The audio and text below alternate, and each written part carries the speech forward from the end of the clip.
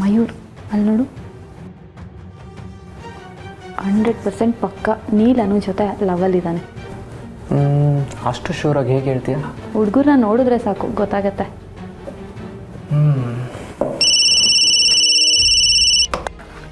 Hello, ಹಾಂ ma'am, ಈಗಲೇ ಬರ್ತೀನಿ.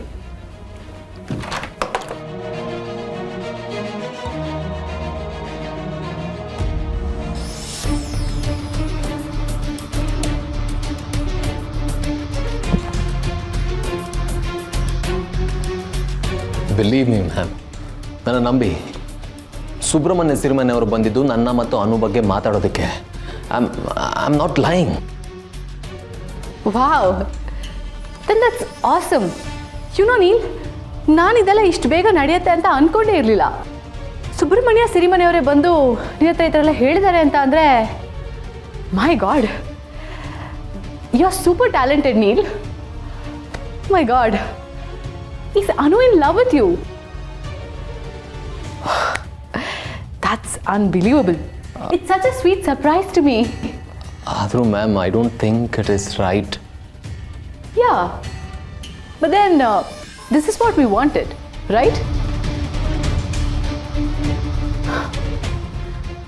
ನೋಡು ನೀಲ್, ಮಿಸ್ಟರ್ ಸಿರಿಮನೆಯವರೇ ಬಂದು ನಿನ್ನ ಹತ್ರ ಈ ಥರ ಎಲ್ಲ ಹೇಳಿದ್ದಾರೆ ಅಂತ ಅಂದರೆ ಇದಕ್ಕೆ ಅನು ಕೂಡ ಕಾರಣ ಇರ್ಬೋದು. ಅವಳು ಅವ್ರ ತಂದೆ ಹತ್ರ ಇದನ್ನೆಲ್ಲ ಹೇಳ್ದೇನೆ ಅವ್ರು ನಿನ್ನ ಹತ್ರ ಬಂದು ಈ ಥರ ಡೈರೆಕ್ಟಾಗಿ ಮಾತಾಡೋದಕ್ಕೆ ಚಾನ್ಸೇ ಇಲ್ಲ. Don't you think so? ಅವಳು ನಿನ್ನನ್ನೇ ಚೂಸ್ ಮಾಡಿದಾಳೆ ಅನ್ಸುತ್ತೆ. She's innocently smart. ಅವಳ ವಯಸ್ಸಿಗೆ ತಕ್ಕಂಥ ಒಳ್ಳೆ ಹುಡುಗನ್ನೇ ಚೂಸ್ ಮಾಡ್ಕೊಂಡಿದ್ದಾಳೆ. ಆ್ಯಂಡ್ ರಿಮೆಂಬರ್ ನೀಲ್, ಆರ್ಯ ಸರ್ಗೆ Anu ಮೇಲಿರುವಂಥದ್ದು sympathy.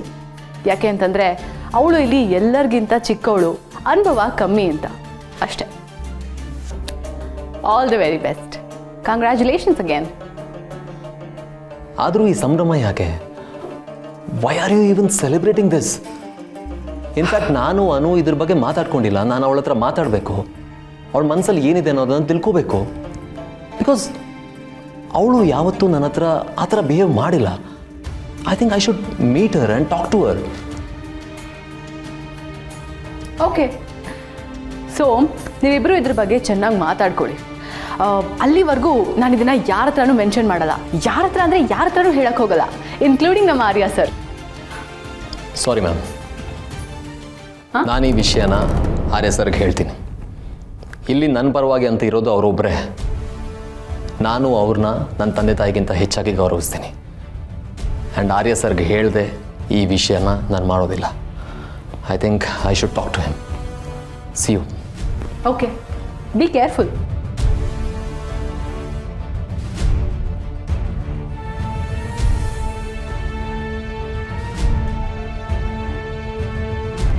Excuse me, sir. May I come in?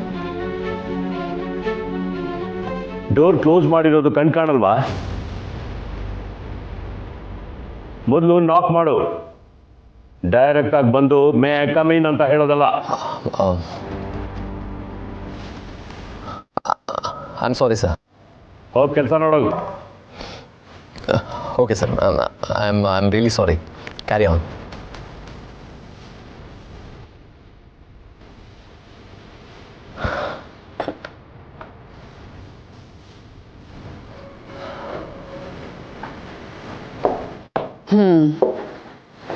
ಇದಕ್ಕೆ ನಾನು ನಿನಗಾಗಲೇ ಹೇಳಿದ್ದು, ಈ ವಿಷಯನೆಲ್ಲ ನಾನೇ ಟೈಮ್ ನೋಡಿಕೊಂಡು ಆರ್ಯ ಸರ್ಗೆ ತಿಳಿಸ್ತೀನಿ ಅಂತ. ನೋಡು ನೀಲ್, ಈ ಥರ ವಿಚಾರಗಳನ್ನೆಲ್ಲ ನೀನು ಮತ್ತು ಅನು ಇಬ್ಬರು ಒಟ್ಟಿಗೆ ಹೇಳಿದ್ರೆ it will be nicer. In fact ನೀನು ಇದ್ರ ಬಗ್ಗೆ ಅನು ಹತ್ರ ಫಸ್ಟ್ ಕ್ಲಿಯರಾಗಿ ಮಾತಾಡು. ಆಮೇಲೆ ನೀನು ಅವಳು ಇಬ್ಬರು ಒಟ್ಟಿಗೆ ಹೋಗಿ ಆರ್ಯ ಸರ್ಗೆ ವಿಷಯ ತಿಳಿಸಿ ಆಶೀರ್ವಾದ ತೊಗೋಬೋದು. It will be more formal and beautiful. Don't you think so? Yes. All right. So now you get back to your work. Yes, boss. Neil, I've told you many a times, I'm not your boss. Carry on.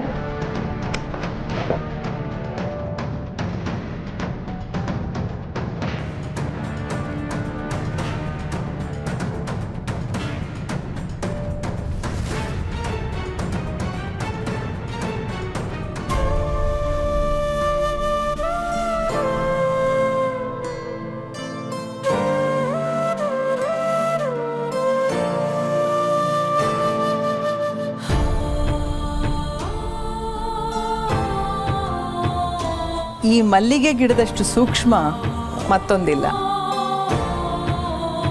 ಬಿಸಿಲು ನೀರು ಕರೆಕ್ಟಾಗಿ ಬೀಳಬೇಕು. ಇದೊಂಥರ ಹಠಮಾರಿ ಆರ್ಯ ಈ ಮಲ್ಲಿಗೆ ಗಿಡ. ಹೌದಮ್ಮ, ನಿಜವಾಗ್ಲೂ ಹಠಮಾರಿನೇ. ನೋಡಿ, ಹೂ ಬಿಡೋಕೆ ಎಷ್ಟು ಸಮಯ ತಗೋತಿದೆ. ಸಮಯ ತಗೊಂಡಷ್ಟು ಹೂ ಚೆನ್ನಾಗಿ ಬಿಡುತ್ತೆ ಅಂತ ಅರ್ಥ. ಏನು ಈ ಗಿಡದ ಮೇಲೆ ಇಷ್ಟೊಂದು ಕಾಳಜಿ? ಏನು ಕತೆ? ಆ, ಏನಿಲ್ಲಮ್ಮ, ಇತ್ತೀಚೆಗೆ ಗಿಡಗಳ ಬಗ್ಗೆ ಆಸಕ್ತಿ ಹೆಚ್ಚಾಗಿದೆ.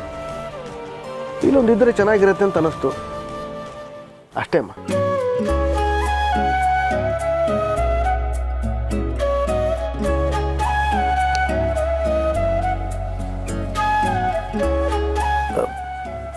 ಹೂ ಬಿಡೋದು ಅಷ್ಟು ಕಷ್ಟನಾ ಅಮ್ಮ?